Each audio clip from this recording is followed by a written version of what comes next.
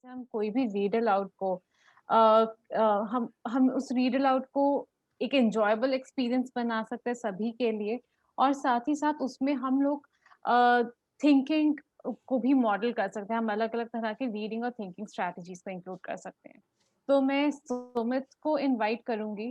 वो इस पर थोड़ी-सी बातचीत करेंगे और एक उनकी रिकॉर्डेड वीडियो है जिसमें वो बात कर रहे हैं कि रीड अलाउड्स करने के क्या बेहतरीन तरीके हैं। तो हम सबसे पहले सुमित क्या वो वीडियो प्ले करें हाँ, हम या आप पहले कुछ शी इंट्रोडक्शन देना चाहते हैं? नहीं, हम सीधा वीडियो से शुरू कर सकते हैं कि हम पहले वीडियो देखें और उसके बाद ओके।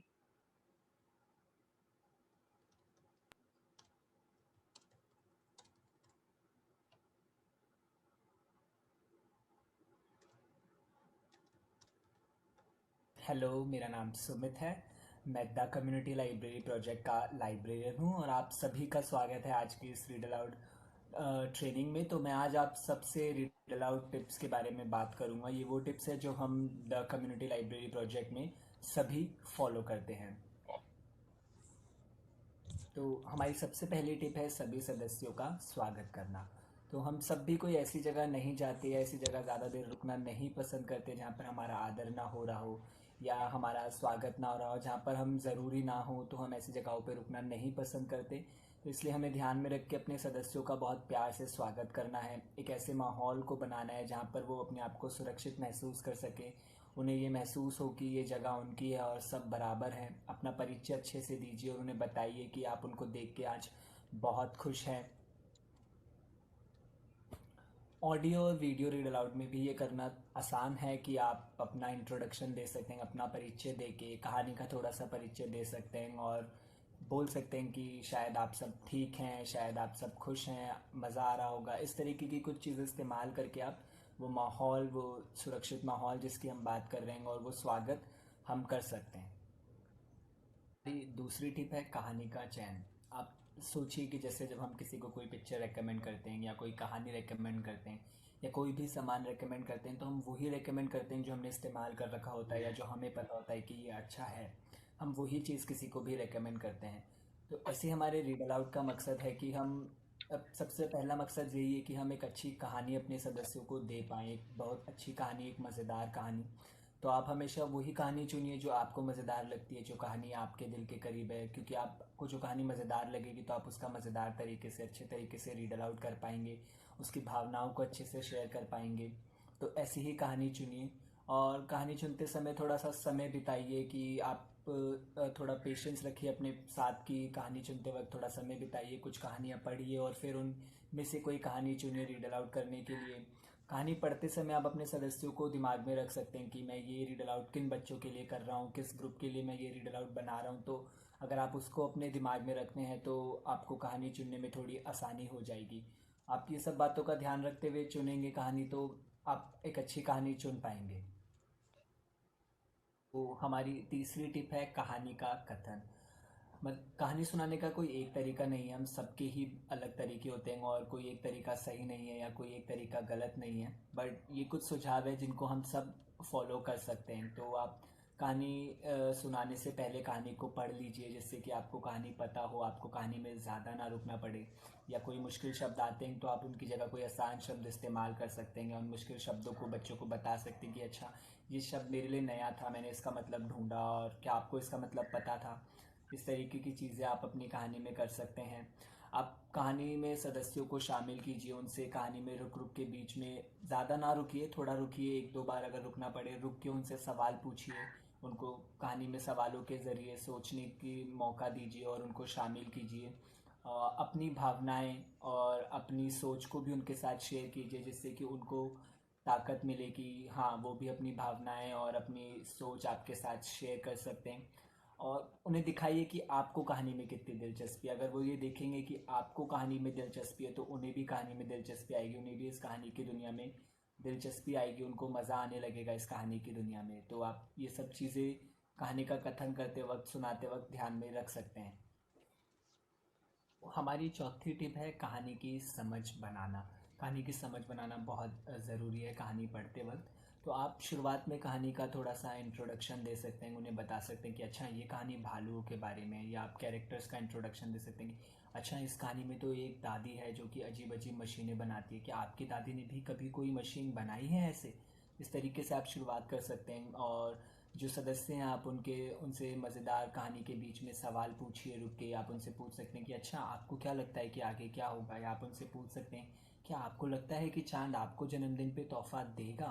इस तरीके के आप सवाल पूछ सकते हैं, और सदस्यों के जब वो जवाब दे रहे हैं या उनकी जो सोच है उसका स्वागत कीजिए, क्योंकि वो बहुत अलग जवाब भी दे सकते हैं। तो आपको सिर्फ इतना बोलना है अच्छा आपको ऐसा लगता है, मुझे तो ऐसा लगता है। तो इस तरीके से आप उनके साथ ये विचार बांटते रहिए। बट अगर आप ऑडियो या वीडियो रिकॉर्ड करें तो आप सवाल पूछ के सिर्फ छोड़ सकते हैं, ऐसे ओपन एंडेड सवाल पूछिए जिससे कि जब कोई सुन रहा है तो वो सोच पाए कि अच्छा हाँ, इस तरीके से सवाल आप वीडियो और ऑडियो रीड अलाउड में पूछ सकते हैं। हमारी 5वीं टिप है अनुभव से सीखना। ये ज़रूरी है कि हम अपने रीड अलाउड को खुद रिफ्लेक्ट करें। हम रीड अलाउड करने के बाद ये रुक के सोचें कि अच्छा मेरे रीड अलाउड में क्या ठीक गया या क्या गलत गया। अगर हम चाहें उसे एक डायरी में लिख लें, और उसके ऊपर किसी के साथ, अगर हमें अपने साथियों के साथ जिनके साथ हम काम करते हैं उनके साथ चर्चा करने की ज़रूरत है तो हम वो भी ज़रूर करें। अपने सदस्यों पे ध्यान रखिए रीड अलाउड करते वक्त। जब आप एक कमरे में रीड अलाउड कर रहे हैं तो आप अपने सदस्यों पे ध्यान रखिए कि क्या आपके सदस्य रीड अलाउड में से बाहर भागना चाहते हैं, तो आपको सोचना है कि हाँ ठीक है, क्या गलत जा रहा है जिसे मैं ठीक कर सकता हूँ।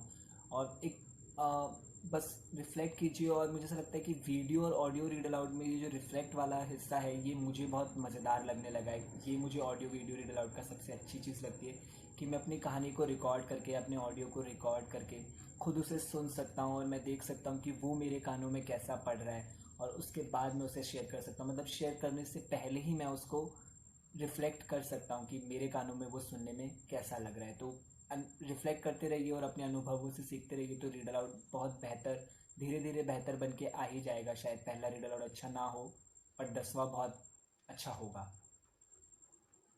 हमारी 6ठी टिप है पढ़ना सोचना है।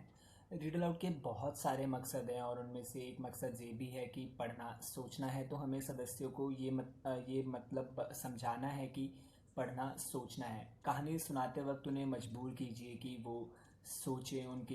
उनको सेकंड वॉइस के बारे में बताइए, मतलब कि आप बताइए उन्हें कि एक आवाज़ वो है जो वो शब्दों की आवाज़ को सुन रहे हैं पढ़ते वक्त, पर एक आवाज़ वो है जो उनके दिमाग में पीछे से चल रही है कि अच्छा कहानी में ये होगा या नहीं होगा, ऐसा क्यों हो रहा है, ऐसा तो नहीं होना चाहिए था। इस तरीके से उन्हें बताइए, अपनी सोच उनके सामने ला के रखिए। जैसे कि आप बोल सकते हैं कि मुझे लगता है कि रस्टी एक अच्छा लड़का है। इस तरीके से आप अपनी सोच रखिए जिससे उन्हें हिम्मत मिले उनकी सोच रखने के लिए। आप उन्हें बोल सकते हैं कि मुझे तो लगता है कि ऐसा सिर्फ कहानियों में होता है, आपको क्या लगता है कि ऐसा असलियत में हो सकता है। उन्हें मजबूर कीजिए कि वो सोचें उस कहानी को। सुनते वक्त वो शायद अपनी किसी ज़िंदगी के किस्से से उसको रिलेट कर पाएँ, या किसी और दूसरी कहानी जो उन्होंने सुनी है उससे रिलेट कर पाएँ। तो उन्हें ये समझाइए कि पढ़ना सोचना है। और उन्हें थोड़ा समय दीजिए, थोड़ा पेशेंस रखिए। जब आप बोल रहे हैं तो ज़रूरी नहीं है कि सब बच्चे एकदम से बोलेंगे, शायद आपके पहले रीड अलाउड में बच्चे चुप रहें, बट पेशेंस रखिए, उन्हें थोड़ा समय दीजिए। अपनी सोच को उनके सामने उदाहरण के तौर पे रखते रहिए, और वो मुझे यकीन है कि बच्चे आपके साथ एक दिन वो सोच शेयर करना शुरू करेंगे।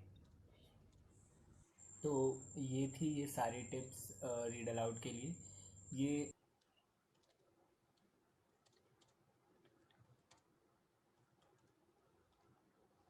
सुमित? हम्म, तो हाँ, ये कुछ टिप्स हैं और ये समझना ज़रूरी है कि ये कोई रूल्स नहीं है, बस कुछ टिप्स हैं जिन्हें आप फॉलो कर सकते हैं। हम इनके बारे में बात इसलिए करते हैं क्योंकि हमारी लाइब्रेरी में रीड अलाउड्स में इन टिप्स का इस्तेमाल करते हैं हम, और अभी तक हमारे लिए टिप्स बहुत सक्सेसफुल रही हैं। जैसे अगर स्वागत सही से नहीं होगा मेंबर्स का, तो बहुत ज़्यादा चांस है कि वो रीड अलाउड में दिलचस्पी भी खो देंगे और उनका रिश्ता जो किताबों से बन सकता था वो अधूरा रह जाएगा। हम्म, कई बार आपके सामने ऐसा भी होगा कि आपकी चुनी हुई एक कहानी एक ग्रुप को बहुत पसंद आएगी और दूसरे ग्रुप को कम। तो उस समय आप ये मत सोचिए कि इस ग्रुप को ज्यादा इंटरेस्ट है, मैं इन्हें सुनाऊंगा, उन्हें नहीं है तो उन्हें नहीं सुनाऊंगा। आप उस वक्त सोचिए कि आपके ग्रुप में क्या अंतर है। शायद एक कहानी सबको पसंद ना आए। अपने रीड अलाउड के दौरान आप भी सोचते रहिए। आप कहानी सुनाएँ किसी भी ढंग से, शायद एक्ट करके, शायद आवाज़ निकाल के, आप किसी भी ढंग से कहानी सुनाएँ, पर उससे पहले प्रैक्टिस कर लें। शायद आप बहुत समय से रीड अलाउड कर रहे हैं और आपको लगे कि आपको प्रैक्टिस की ज़रूरत नहीं है, पर मेंबर्स को है, तो आप अब प्रैक्टिस करते रहें, अपने हर रीड अलाउड से पहले प्रैक्टिस करते रहें और सोचते रहें कि और मैं किस तरीके से इंक्लूड कर सकता हूँ मेंबर्स को। और मेंबर्स को कहानियों से जोड़िए, उसकी सोच से उनकी सोच को मिलाने की कोशिश कीजिए। उसके बहुत तरीके हैं, आप वो तरीका चुनिए जो आपको अच्छा लगता है। शायद अपने किस्से शेयर करके या किसी और कहानी के बारे में सोच के। ज़रूरी है कि आप उन्हें हिम्मत दीजिए अपनी सोच शेयर करने की। उन्हें समझाइए कि कहानियाँ सोचने के लिए भी हैं, हम रीडिंग सिर्फ़ खुद के मज़े के लिए भी कर सकते हैं, जिस तरह हम मूवी देख के भी मज़े लेते हैं क्योंकि शायद बहुत मेंबर्स ऐसे होंगे जो हमारे सिस्टम से सीखते आ रहे होंगे कि रीडिंग तो बस पास होने के लिए की जाती है या रीडिंग बस पढ़ने के लिए। आप मॉडल करिए कि रीडिंग इज़ थिंकिंग। और लास्ट में सबसे ज़रूरी है कि आप रिफ्लेक्ट करें, आप हमेशा अपने रीड अलाउड को रिफ्लेक्ट करें। मैं लाइब्रेरी में अब करीब 3 साल से तो कहानियाँ सुना रहा हूँ और बच्चे बहुत बार एन्जॉय करते हैं कहानी, मुझे खुशी होती है जब एन्जॉय करते हैं। पर जब नहीं करते तो मैं सोचता हूँ कि क्या था ऐसा, क्या कहानी सही नहीं थी या मैं कुछ मिस कर रहा हूँ। मैं बहुत बार अपने साथियों के पास भी जाता हूँ कि अगर उन्होंने उस कहानी का कभी रीड अलाउड किया है तो उन्हें मेंबर से क्या रिस्पॉन्स मिला है। तो हाँ, रिफ्लेक्ट करते रहिए और अपने साथियों से शेयर करते रहिए। जैसे मैंने वीडियो में कहा आपका पहला रीड अलाउड अच्छा ना जाए पर 10वां ज़रूर जाएगा, तो आप प्रैक्टिस करते रहिए। तो अभी हम ये जानेंगे कि क्या हम रीड अलाउड में कर सकते हैं और क्या हम नहीं कर सकते हैं। डूज़ एंड डोंट्स हम अभी करेंगे। तो सबसे पहले है कि आप स्टोरी टेलर बनिए। प्राची मैम स्क्रीन शायद कुछ प्रॉब्लम हो रही है क्या?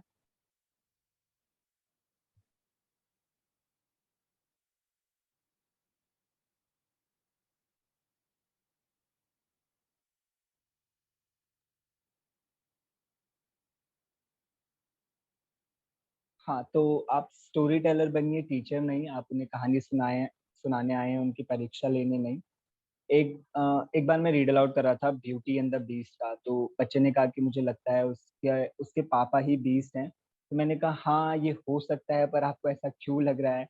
आपको उनकी सोच को बढ़ावा देना है। जब वो आपको जवाब दें तो उन्हें एनकरेज कीजिए, अगर वो कुछ भी कहते हैं तो बोलिए उन्हें हाँ, ऐसा हो सकता है। आप उनका टेस्ट नहीं ले रहे हैं और कहानी में सही-गलत जैसा कुछ नहीं है।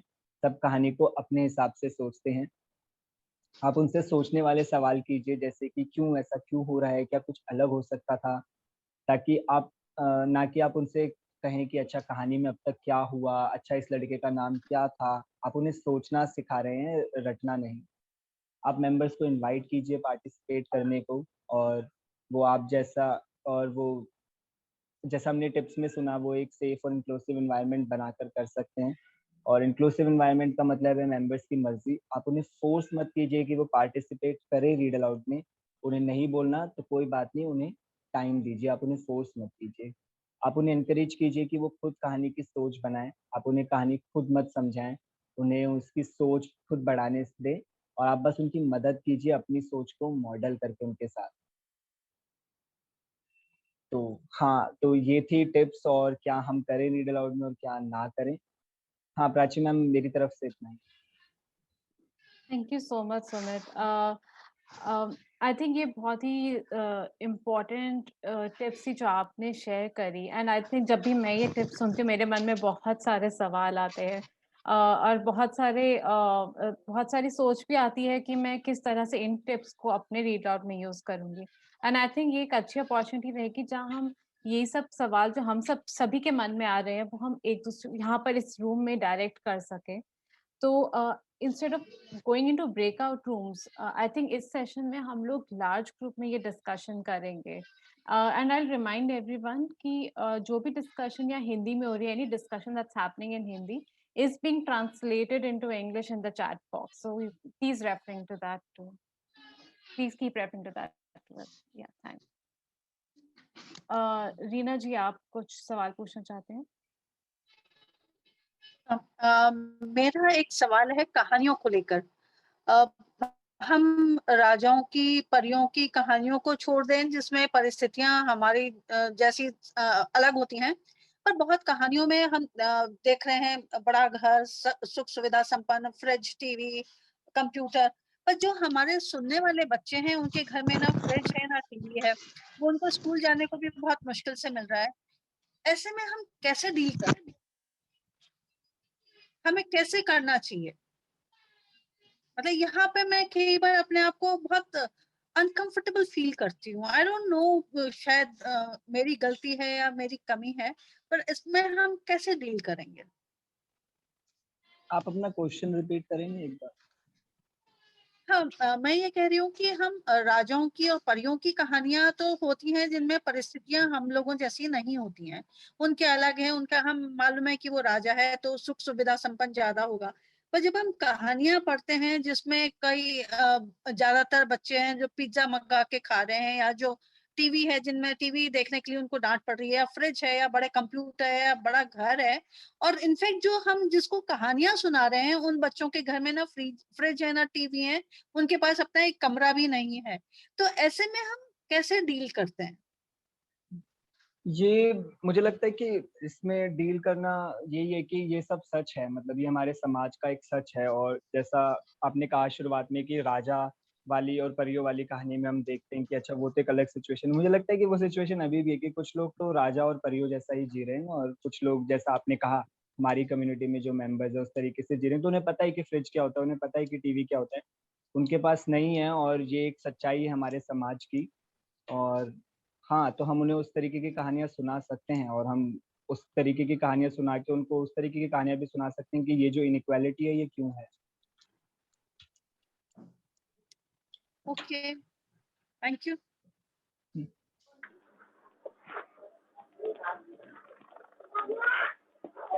क्या किसी और के पास कोई सवाल है? आप प्लीज पूछ सकते हैं।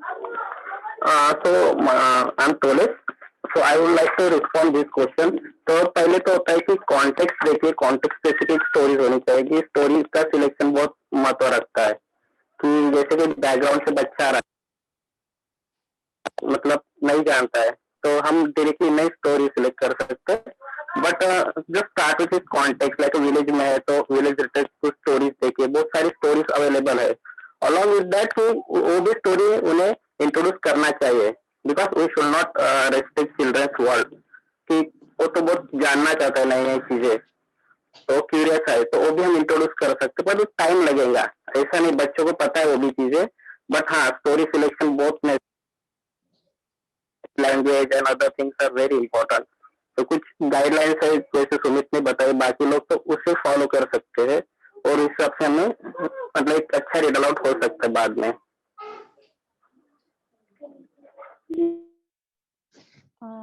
Thank you.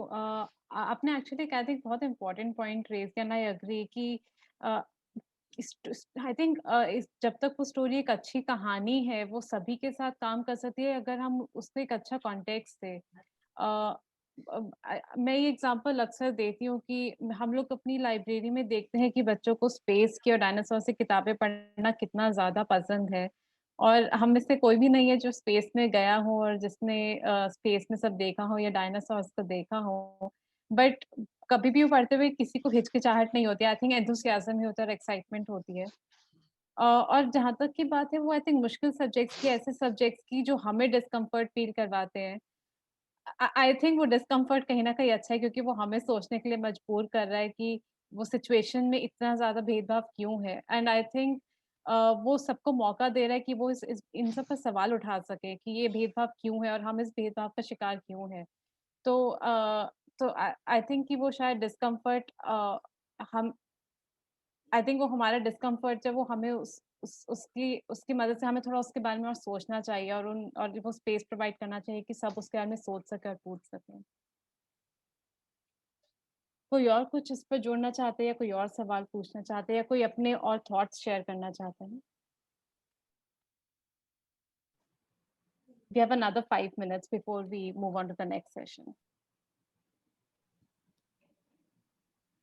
Yes, Nurla. I think if in addition we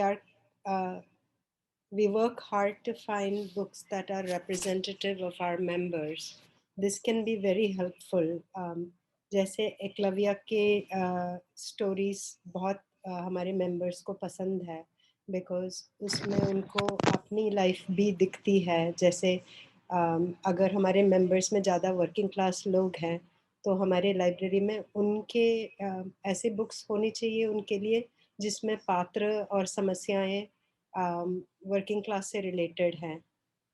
Eklavya की एक बुक है नई स्वेटर, एक और है पायल खो गई। ऐसे बुक्स हमारे मेंबर्स को मैंने देखा है बहुत ही ज़्यादा पसंद है।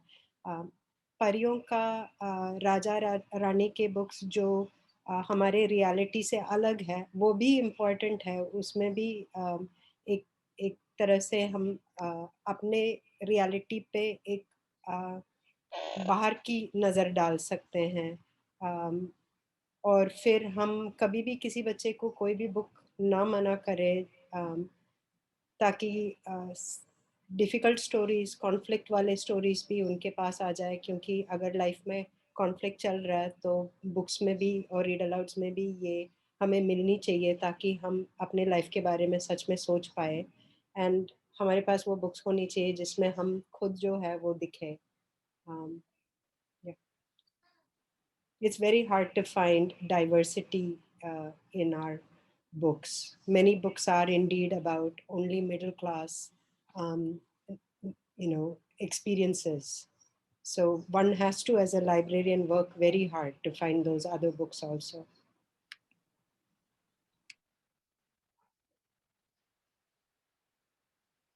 Thank you, Mithila. I think that was really important. And I think वो सुमित का point कि book selection important है, उसको reflect करता है. Any other questions?